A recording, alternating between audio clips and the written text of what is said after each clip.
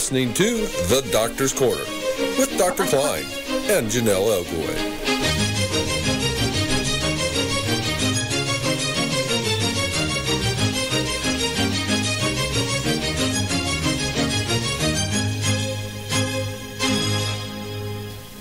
Good evening and welcome to The Doctor's Corner with Dr. Kline. I'm your host, Janelle Elgaway. If you have a question or comment for Dr. Kline, please call in at 415-915-2291. Please limit your call to one question in order for us to get to everyone, and if you have more than one question, please feel free to call back. You can also chat live with the audience on KAW's YouTube channel, Conspiracies Against Wellness livestream. And don't forget, tomorrow, guest Dr. Michael Shatman will join KAW Nation at 8/7 Central to discuss health insurance and current major health issues and policies within the United States and internationally. Dr. Shatman is also really looking forward to your questions, so make sure you call in. And now for tonight's show, The Doctor's Corner. Welcome, Dr. Kline. How are you this evening? I'm just dandy. So sorry about those technical difficulties. That happens sometimes. I remember those when I was a boy. You know, the old screen on the TV would go off. There would be some funny noises. Stand by. Technical difficulties. Well, you know, you're entitled. It seems like the more stuff we have, the harder it is. So it just seems to happen a lot. Well, thank you for being patient, everyone out there.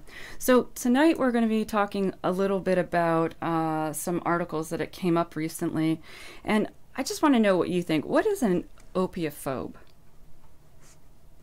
An opiophobe is a person afraid of opiates, and we like to substitute the word pain medicine for opiates and opioids.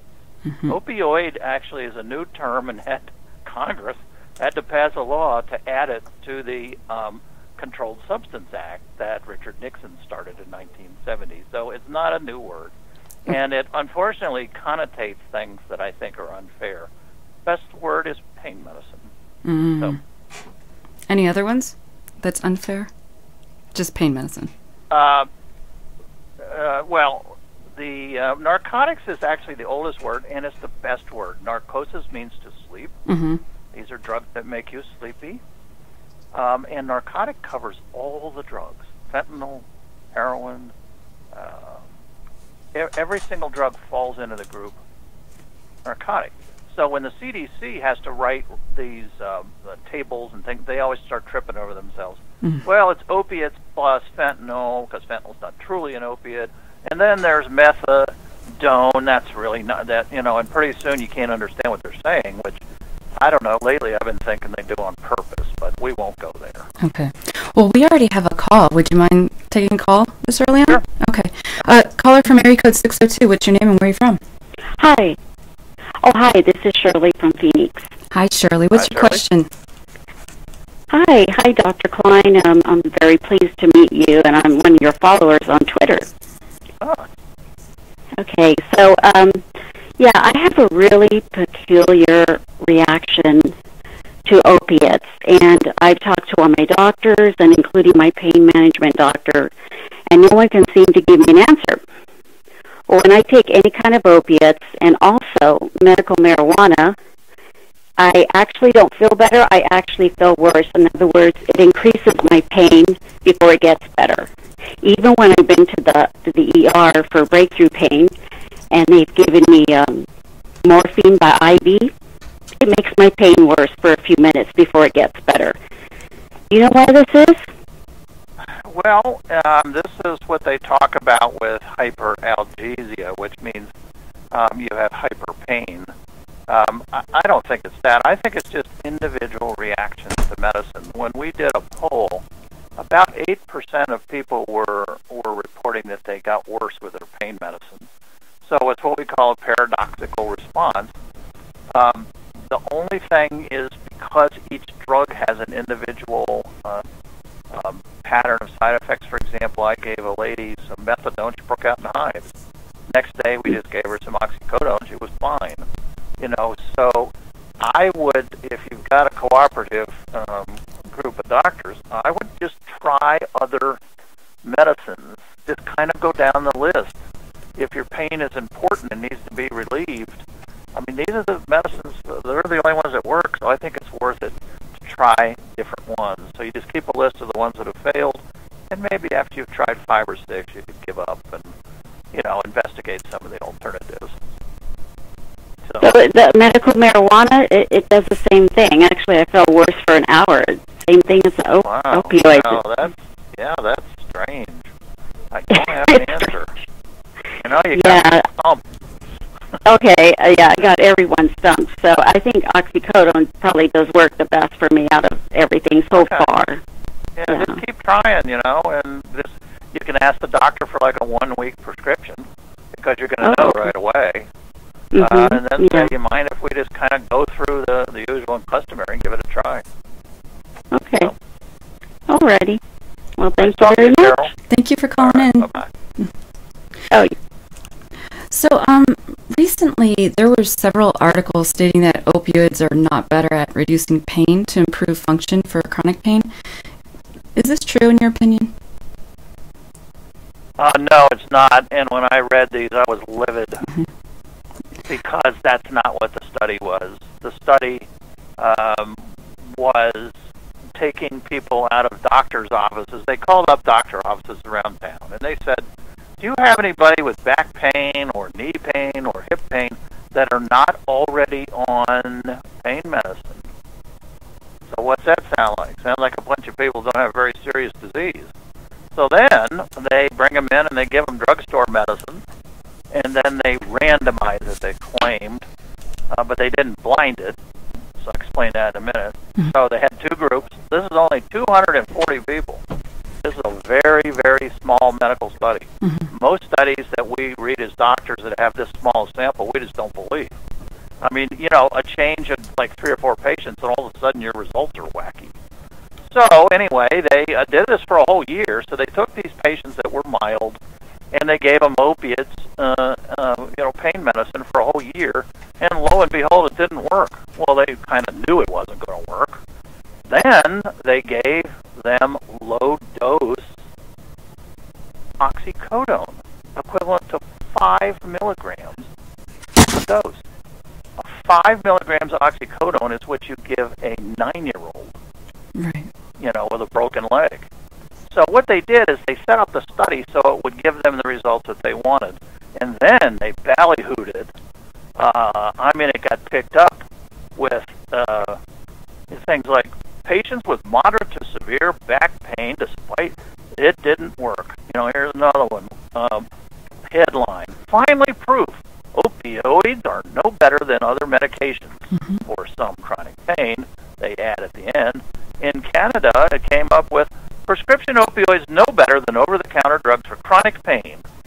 Well, let me tell you, they didn't have anybody in the study with chronic pain that I've seen on my Twitter stream or seen in my practice.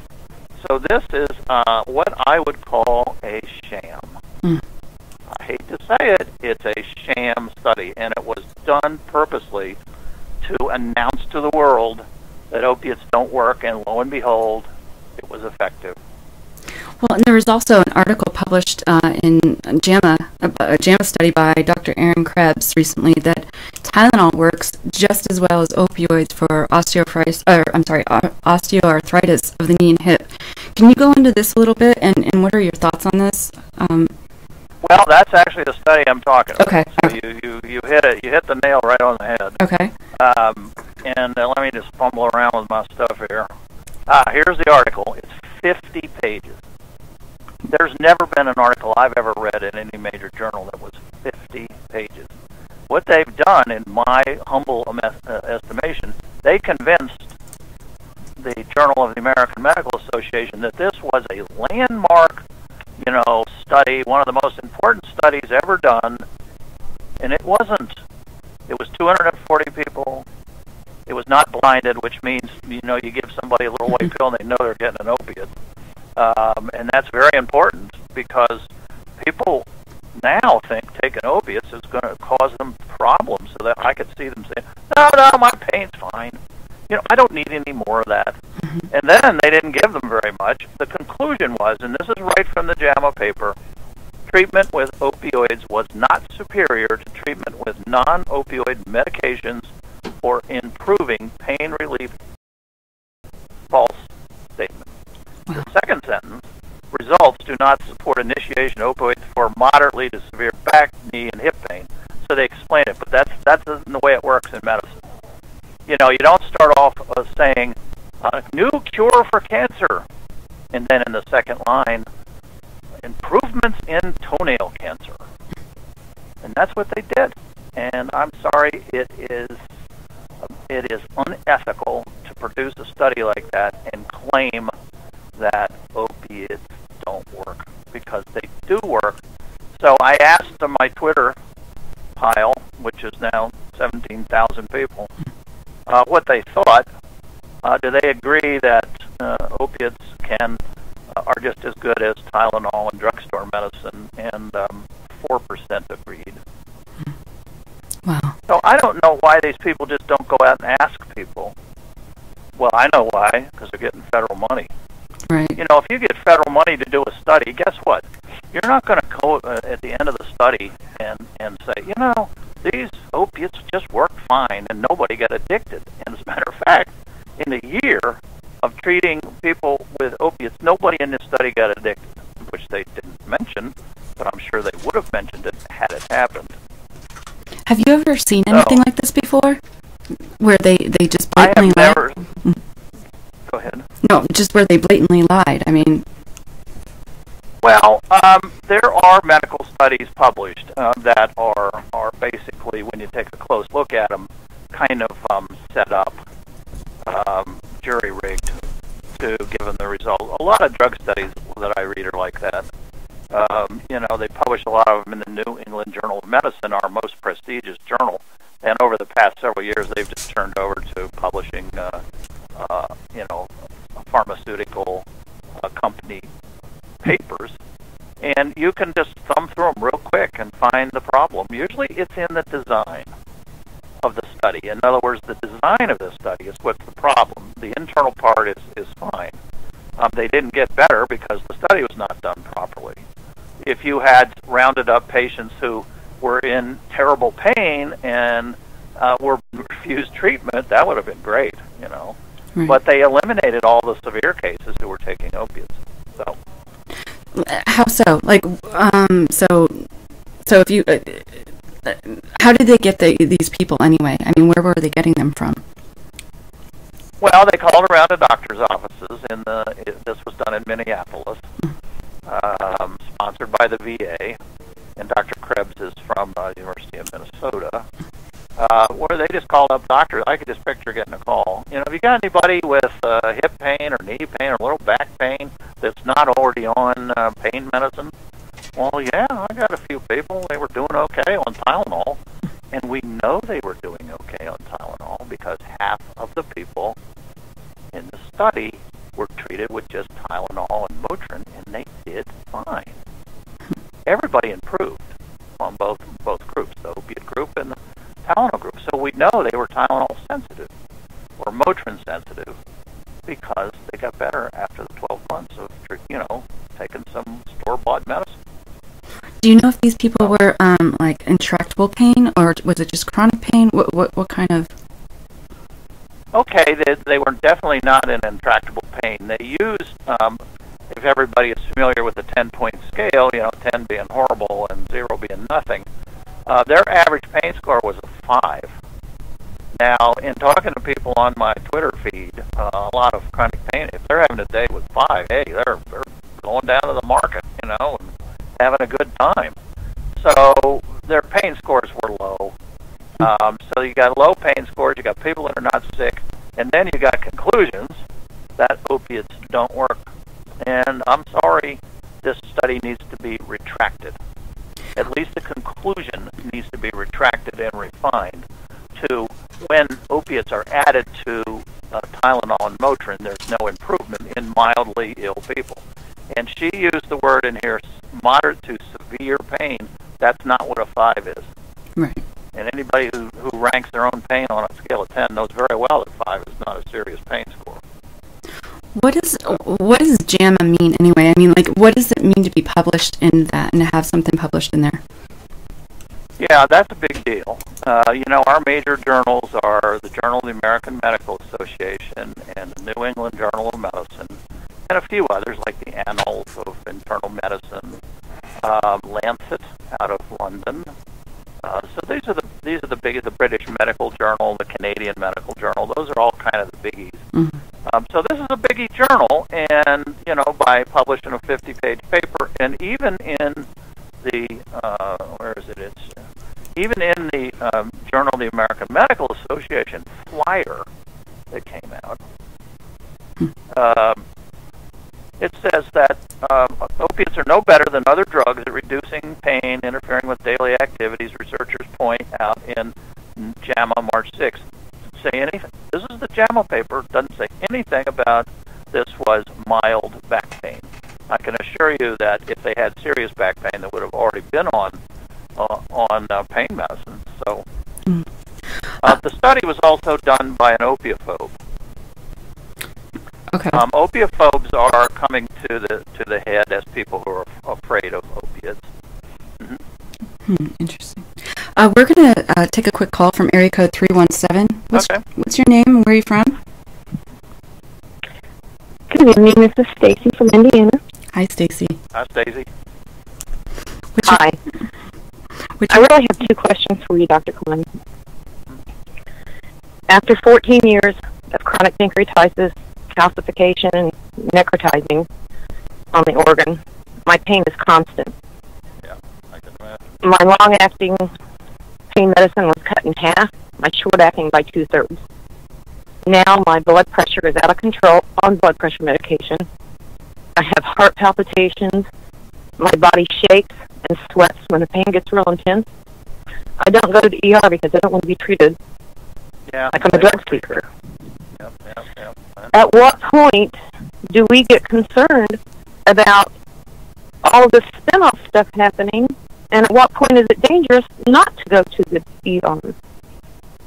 Well, you go to the ER for a particular reason. If it's to relieve pain, you're not going to get anywhere. If you think your pancreas is obstructed, and you're starting to vomit and stuff, then you need to go. But this is just another horrible example. Palliative care is treating somebody who has a disease that has no treatment for the disease itself. So what do? What have doctors always done? What have caretakers always done back to Mesopotamia 3,500 years ago? They get the juice of the poppy plant and give it to people because it relieves your pain. So if you can't treat the disease, you treat the symptoms. And the symptoms in this case are severe pain. Sometimes the symptoms are intractable vomiting. Then you treat that. So you've been home. Right. And, the only thing I can say is that you need to contact your state representative and your federal representatives. Representatives are a little better than senators because the senators have to cover the whole state. And you need to let them know that the CDC passed regulations that they claimed were voluntary, not based on facts. And they admitted that in the CDC regulations, which you can find yourself on the internet. You just go CDC 3/15/16, March 15th, and you'll get them. And then you can plow through them and read them. I mean, anybody can read them. It's horrible. It's 40 to 50 pages single-spaced. But if you go through them, you'll find where it says, we do not feel this has scientific merit. So it's based on consensus. They've got some euphemism for opinion. It's conceptual consensus or something. Obviously, they're trying to obfuscate the fact there was a bunch of people sitting around raising their hands, and they worked in secret. And you know what? Congress got really upset and said, "What are you people doing, working in secret on these new quote regulations?" And so Congress sent them a letter and asked them what they were up to. And you can actually read that letter. All you got to do. I actually have that letter. Okay. Well, for everybody else, all you got to do is Google the following: Congress, 12/18/15, December 18th, 1915. Frieden, Frieden, who was the director of the CDC at the time, and the Washington Legal Foundation, which is a big, huge nonprofit, You can find that letter at Washington Legal Foundation, WLF, November 17th, 2015. Oops, wrong one. Anyway, I'll look it up in a minute. Both of these outfits were very concerned that something was going on at the CDC. They were writing regulations for opiates. What are they doing that for? The CDC is not federally mandated to do anything concerning prescription drugs, only the FDA. So, who were these people back in the back room meeting in secret, raising their hands and saying, well, let's make up a 90 milligram cutoff, which, by the way, is made up. There's no question about it because I've read the CDC regulations word for word. And guess who one of the people were on the secret committee?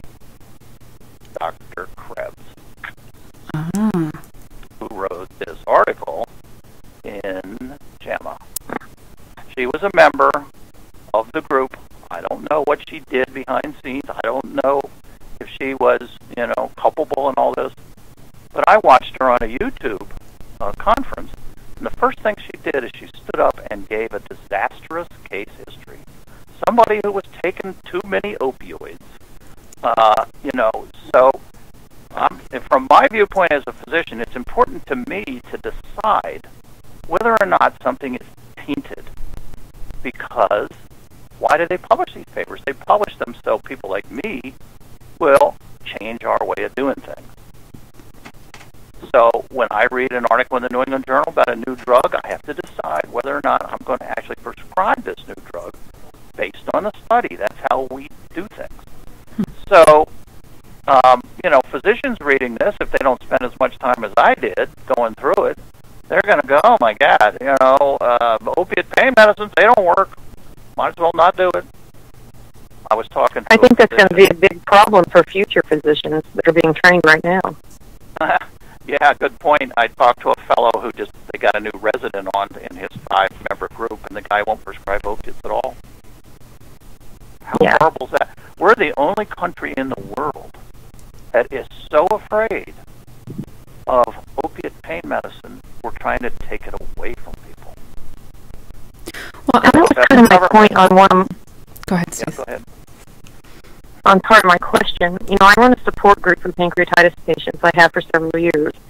And I had a gal call me bawling her eyes out. She had just had half of her pancreas removed to get to a tumor, and surgeons did not believe in opiates. And it took till the next morning to get her anything for pain after surgery. So when is somebody culpable for this? I think they're culpable immediately. There's you can file a complaint with the Board of Registration in Medicine. You can go online. You just Google Board of Registration in Medicine or Medical Board. It'll take you to that particular state's board. There's a little button on there, complaints, and you file a complaint. This is not the way medicine is practiced. After a surgeon cuts you up into pieces and they're not going to give you any pain medicine, what's going on?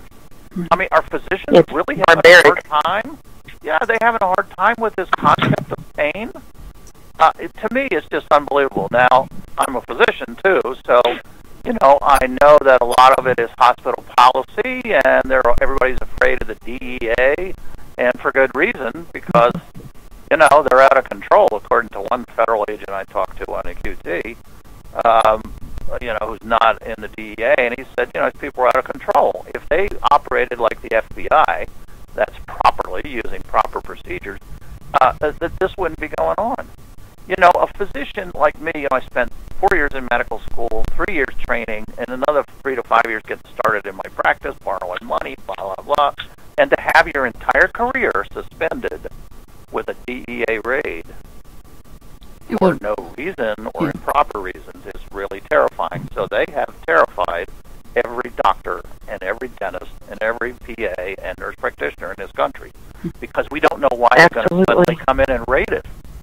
They always show up at 9 in the morning when your practice is full of people, multiple vehicles, never a single agent, armed, black jackets. They always bring the police. So there's about 10 cars outside. The news reports Dr. So-and-so's office raided. by the federal government, what do you suppose happens to the physician's reputation? So, right. still, doctors need to, I remember reading a story about John L. Lewis organizing the coal miners back in the 30s, and the coal owners got out there with deer rifles and started killing them. So, doctors need to buck up and get together and say, look, we're going to hire lawyers, and we're going to go to Congress, and we're not going to let this stand. Reminds me of old George Bush Sr. We're not going to let this stand.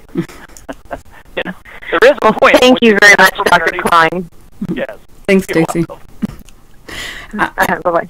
I wanted to ask you something, because I've been hearing things lately that, what do you say to doctors and people thinking that in the United States, chronic pain patients just believe that they shouldn't have any pain at all, and that we are spoiled, basically. The United States is spoiled with the medications and stuff like that, and that other countries don't get this type of treatment, and, they're not like this. What do you think about that? Well, I kind of said on one of my tweets once, you need to jump over the doctor's desk and dislocate their shoulder and say, you want some Tylenol? Right. I just think it's cruel, and I think it's inexcusable. I'm sorry. I've always been loyal to my profession. We're a band of thieves, as my grandfather said when I wanted to go into medical school. I'm sorry. There's just no excuse. There's no excuse. Do people really have a hard time understanding what pain is? I mean, what's going on here? Right. I think physicians need to sit down and look at themselves in the mirror in the morning when they get up and go, what am I doing? If I'm not relieving people's pain, then maybe I should just go do something else. Yeah. In any surgeon, I tell people, you ask the surgeon ahead of time what you're going to get after the surgery, and if they say nothing, you say, see you, doc. When your ethics return, I'll come back and sign up for the surgery. Right. Well, and there's people even, they're not wanting to get surgeries now. I'm hearing they're turning away surgeries and treatments and stuff like that. I mean, what does that mean for patients if they're doing that? Well, they're not getting medical care. Right. See, the whole point of this is by denying pain care, people are not getting medical care because they're being kicked out of practices and stuff. So what if you have a breast lump or, you have a pneumonia? You're not going to get treated. Because every time you come in, it's like wearing a sign around you that says A on it, A for addiction. Right. Well, and isn't that medical malpractice? It is malpractice, and nobody's listening right now, but that's why I think it's important people file complaints with the medical board, even though they're not going to do anything about it. They're going to get enough of them to go, wait a minute. And by the way, there is an organization for all the medical boards called the Federation of State Medical Boards. It's sort of their governing body, so to speak, even though it's voluntary, that all the boards listen to. They make policies for all the boards. And the board ruled that they did not think tapering of medicine was ethical. So there you go. I mean, any board of medicine that is supporting tapering of medicine is basically violating the principles of their Federation of State Medical Boards. So it's just inexcusable. I really think people need to get out with signs. I know people are afraid because you're going to be identified as a person taking opiates and that somebody's going to break into your house. But, even small protests get on the news. I mean, even 6 people in front of a hospital, unfair government interference with doctor-patient relationship, a federal drug police hounding doctors, CDC regulations that are not based on fact, and these little protests always get in our newspaper no matter what people are protesting about. The other day it was hog farms, and there they were in the newspaper. I just want to remind our audience, if you want to call with a question for Dr. Kline, you can at 415-915-2291. So I know he wants to answer your questions. Let me ask you, are there any real studies or any long-term studies out there that prove Tylenol works better or just as well as opiates for chronic pain? No. Okay. There have been a couple studies done, like I know Josh Bloom, who does a lot of writing, reviewed a study that said for headaches, Opiates didn't work. Well, we don't treat headaches with opiates, Right. Well, and do doctors really? That was one study, but there is no other study. No, there are no studies to show this. This is all just a wildfire of ignorance. And the majority of doctors, they don't even believe that Tylenol works for this kind of thing. Like, I wouldn't want to wake up. No, they really don't. They're just convincing themselves so they won't get into trouble. Mm-hmm. And all the researchers who are receiving federal money, you don't think they're going to say, "Hey, wait a minute, these opiates are fine," and hardly anybody gets addicted.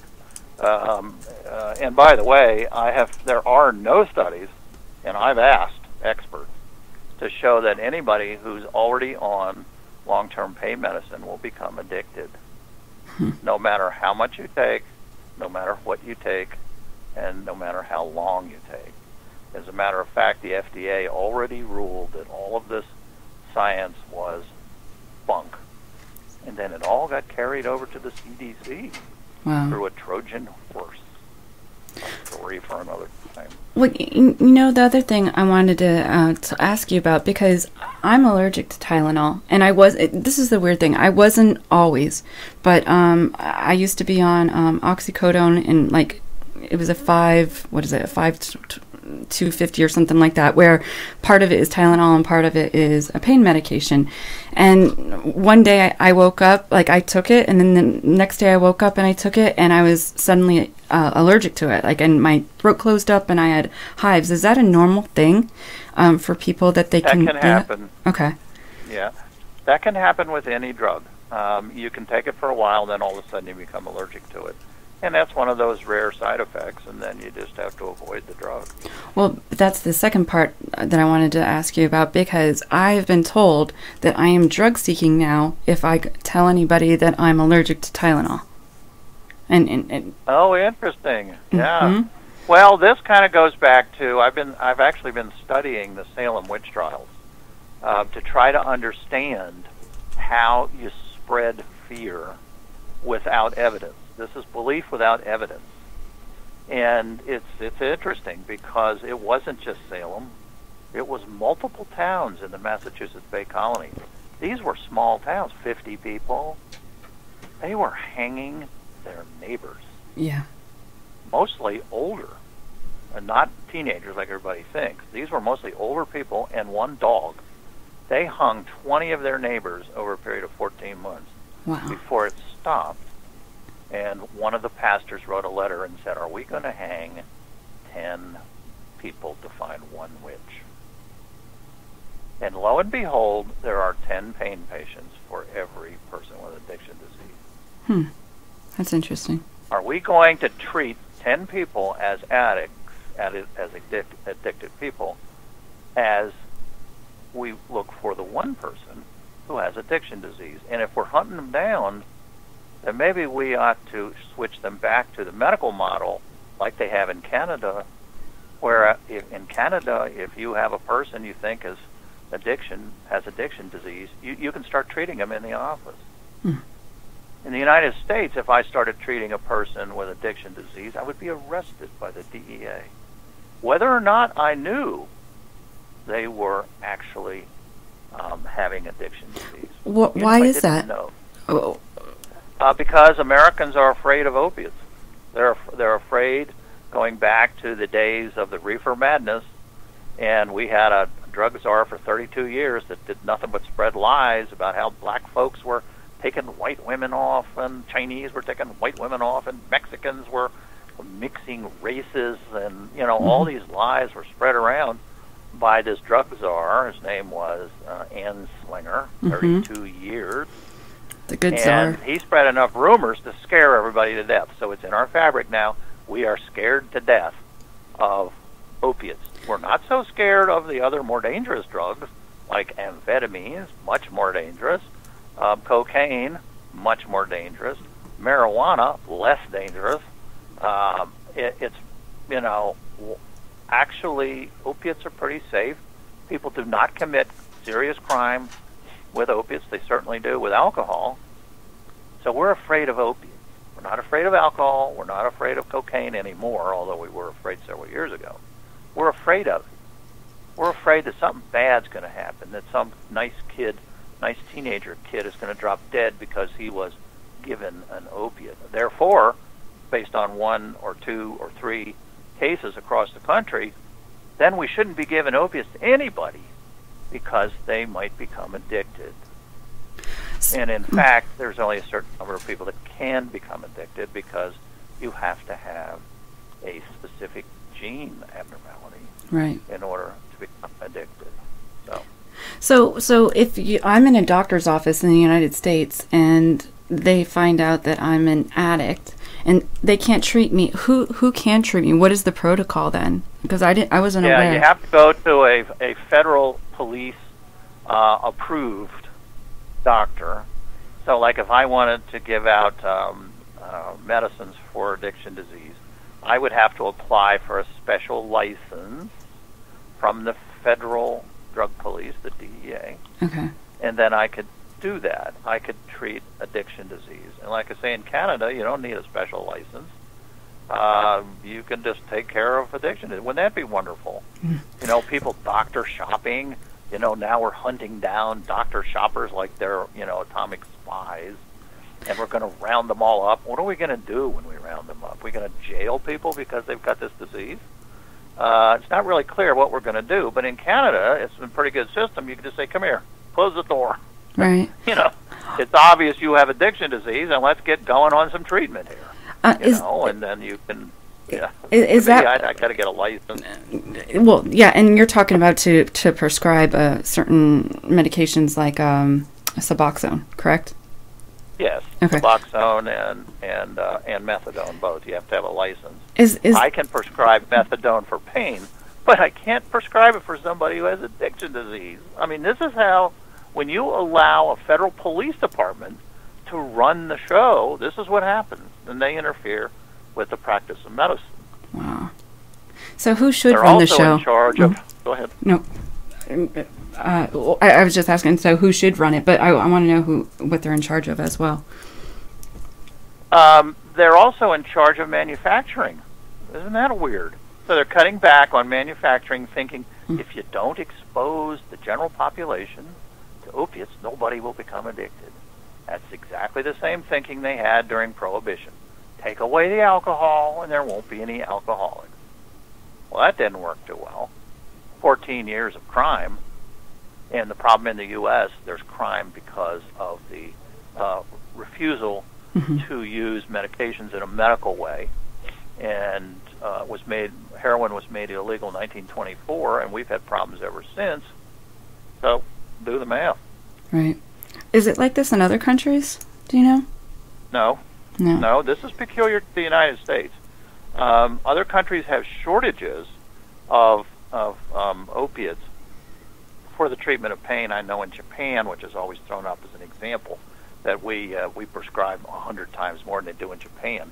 Well, that's because in Japan there's nothing available. There's no heroin addicts because diamorphine, which is the pain medicine called heroin, is not available anywhere. Mm-hmm. But now the people in Japan are going, wait a minute, we're not getting treated for our pain. What's going on here? Are we just supposed to be stoic Asians? Yeah. You got some kind of stereotype, that, and so, the younger generation in Japan is saying, well, hey, we want to be treated. And the World Health Organization is always reporting on shortages of morphine, which is our main drug, and oxycodone. Well, actually, in other countries, and I don't have an answer. I don't know why. The United States, I just posted an article the other day, is having a shortage of morphine and Dilaudid in hospitals right now. I didn't know if you... Yeah, well, that's the DEA controlling the manufacturing, thinking there were a bunch of senators who came down, there was 12 of them, came down and said, cut the supply. That will take care of the problem. This is so ignorant. A study done by the Congressional Research Service, which is a real important outfit that the Congress people listen to, said we've spent $600 billion controlling substance. Wow. They didn't say it hadn't worked because, their job is to report the news. But obviously it hasn't worked. $600 billion just in trying to control the amount of substance, thinking that's going to work. The total price tag is now $1 trillion, which is a number I really can't handle. I just don't understand how big a trillion is. Well, but it is 1,000 billion. Well, so. And another thing that's going on, and it was in the news this week, is Trump is saying that he wants to lower opioid prescriptions another 30%. They just made huge cuts in the last few years. So where are they going to do this? How? Well, they need to discard their belief and add some evidence. Starting in 2010, that's been 7 years, there's been a drop in prescription drugs by 20%. Mm-hmm. So we've already done the experiment. Okay? And where so they were gotten? wondering, do all these prescriptions cause more overdose deaths? And so why don't we lower the prescriptions? Well, it just happened anyway. And because of all this opiophobia. And so now we have a 20% reduction, and what's happened to the overdose death rate? It's gone Skyrocketing, highest ever. So you got to put 2 and 2 together, and now you have to say, if you're going to use that same line of logic, you have to say lowering prescriptions has caused more overdose deaths. And by the way, there's a critical adjective always left off overdose deaths. It's heroin overdose deaths. Mm-hmm. They claim that, 60 to 90, whatever number they have, people are dying every day, from overdose deaths. But actually, only 3 people are dying every day. Right. Who are not in the addiction community. Right. Also, by the way, there's 60 people dying every day from choking. So, as an example. Choking on of these horrible choking on things. Food. Yeah. Yeah, choking on food and stuff like that. So it kind of puts it in perspective. It's a pretty low number. We don't want anybody dying, but there wouldn't be as many people dying. There wouldn't be anybody dying had they not made heroin illegal and they had not started arresting doctors in 1915. So, doctors were arrested, yes, for what? Treating addicts.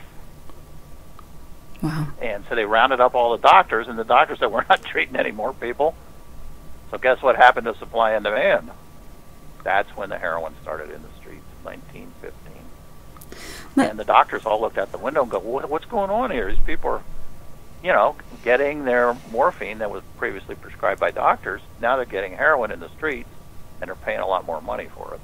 So that's when heroin addiction started in the streets. And these were people that needed to be treated. They had the real disease. Really? Because that's interesting because, everybody thinks that it's addicts. So you think it was untreated pain within patients, actually? Yeah, or either people in severe pain or people with true addiction disease where they really have no choice. Mm-hmm. It's a hard concept, but I think I mentioned last time there's a wonderful book called Free Refills.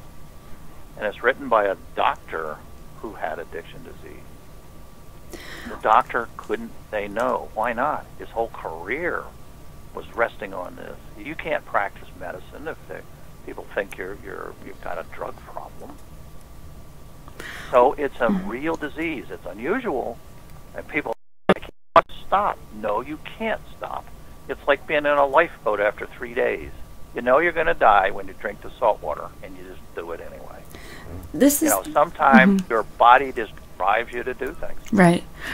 I think what's interesting is addicts, from heroin at least, or opioid, well, it would be heroin, they are putting them on basically opioids now, right? With Yep. Suboxone and stuff like that. That bothers people, Yes. But too bad. What business is it of senators to say, well, isn't that just replacement? Well, no, it's not replacement. You give just the right amount, and people can go to work, drive a car, right, stop stealing, resume their relationships, apologize to people for stealing from them and stuff to get enough money. So the whole thing ends. But what I don't... But they're on opiates. Right, yep. but what I don't understand, though, is they are legally and not having problems getting that, and yet patients are. So what if we just, let them have their opioids that they needed, and patients, addicts and patients? Why couldn't they do that? If they did that, don't they think that maybe this would help things a little bit? Or no, they can't do that? Yes, and if it got the federal government out of the business of the practice of medicine, which they shouldn't be there, because there's a federal law that prohibits the federal government from tinkering with the practice of medicine. There's a Supreme Court decision back in the 20s that said, federal government should not be involved in the practice of medicine. It's a state issue. In other words, if somebody thinks that I'm prescribing too many opiates, that's a state issue. The state board of registration comes and talks to me or subpoenas me or whatever. It's not the federal government's responsibility. How did they get into the business of regulating medicines outside of the FDA? The FDA is a regulatory agency with authority to do that, and they haven't done that. It is legal for me in the United States to prescribe any opiate pain medicine at any dose that I find appropriate, given the FDA guidelines. They're the ones in charge. No state should interfere with that. No drug police should interfere with that.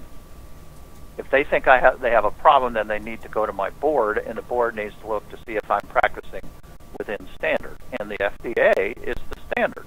There are no restrictions on the dose of opiate pain medicine because they're in a class by themselves. They have no side effects.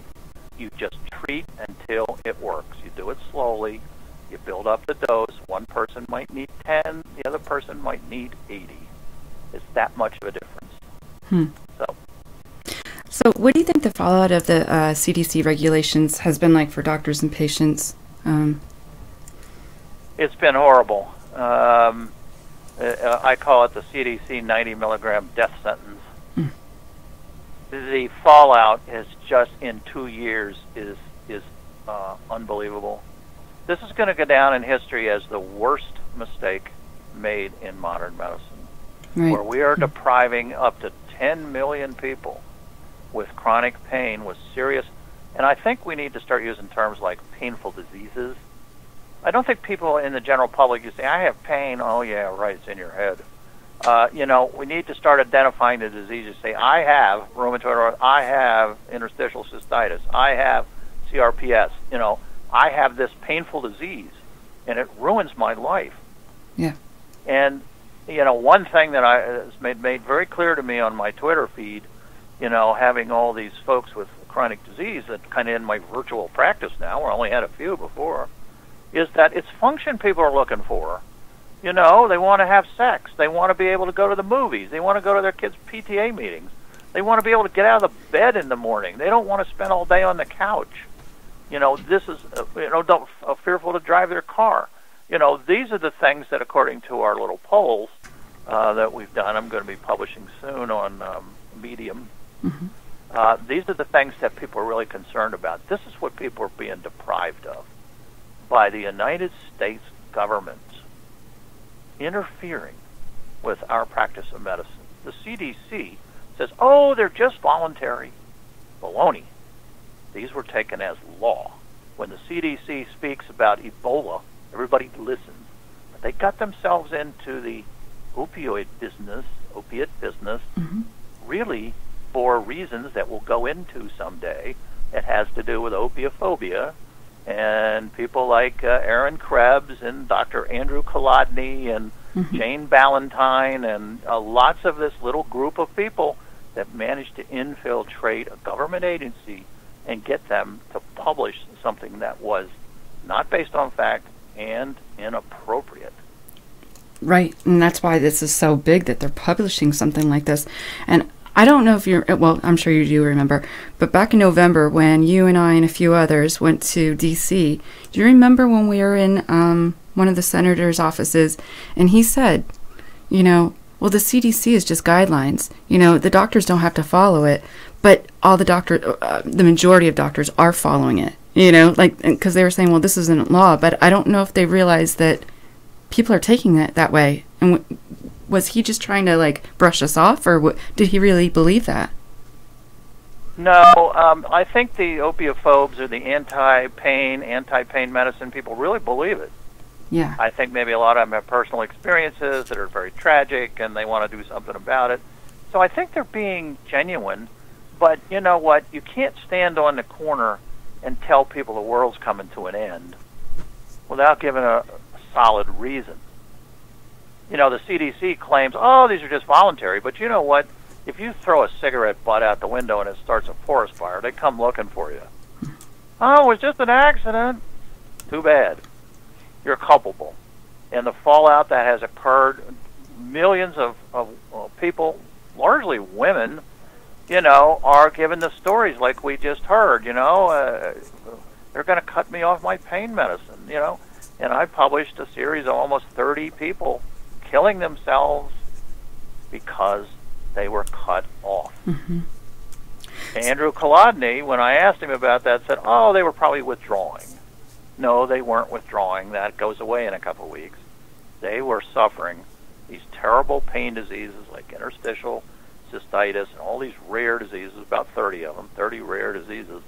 And they're just being tortured. I'm sorry. They're being forced to give up their pain medicine. They then go into pain. They're being tortured. No different than Guantanamo, except in Guantanamo they torture them for 3 or 4 hours, then they go back to their room, right, and they're fine. Where pain patients are being tortured 24 hours a day and their lives are being ruined. So fast forward 2 to 5 years from now, what does that world look like right in the United States on this? I think it will eventually reverse itself. There's something very important going on. The human rights people are now going to 6 different states, and they're taking kind of interviewing people that are in pain, have been pain denied, and doctors that have been chased down by the DEA. There's a UN principle. Everybody has the right to be treated for their pain. It's in the UN. You know, we're just sticking out like a sore thumb. I mean, people around the world are going, what, you're not treating pain? What's up with you people? Mm-hmm. But you know what? I talked to a guy in Ireland, and he said, I guess you're having a problem with too many prescriptions. So you see, that part is getting around. You know why we have more prescriptions? Because the DEA will not allow us to write for refills. So if I want to give somebody pain medicine, I would normally put on their refill 3 times. So I send in 1 prescription. Right. Well, and now DEA makes me write out 3 prescriptions. So guess what? We have more prescriptions. Well, and now people have to go back every week, or every 2 weeks, or 3 weeks in some states. Yeah, or 3 weeks. So so that you're going to be writing even more prescriptions. Right. So we're not really writing more prescriptions. We're writing more pieces of paper because the DEA is in charge of rules. Like I cannot write a refill 3 times, but I can give somebody 3 prescriptions. Right. So that's why we prescribe more, everybody. Well, Dr. Kline, we're going to wrap up here. Did you have any last words for this evening? No, I think it's important that anybody who's being tortured by the federal government, let it be known. And you need to speak to congressmen, federal and state congressmen, and ask them to go in and talk to them, or at least email, so that they start getting a big pile. Okay. Well, thank you so much for coming on this evening. And thank you so much for this evening at the Doctor's Corner with Dr. Kline and myself. And tomorrow, don't forget, 8/7 Central, Dr. Michael Chapman will join us. He'll be discussing health insurance and the current major health issues and policies within the United States and internationally, and a lot of the opioid issues too. So please join us then. I hope you all have a great night, and thank you for coming in. You've been listening to The Doctor's Corner with Dr. Kline and Janelle Elgway. Copyright 2018 by EXG LLC. All rights reserved.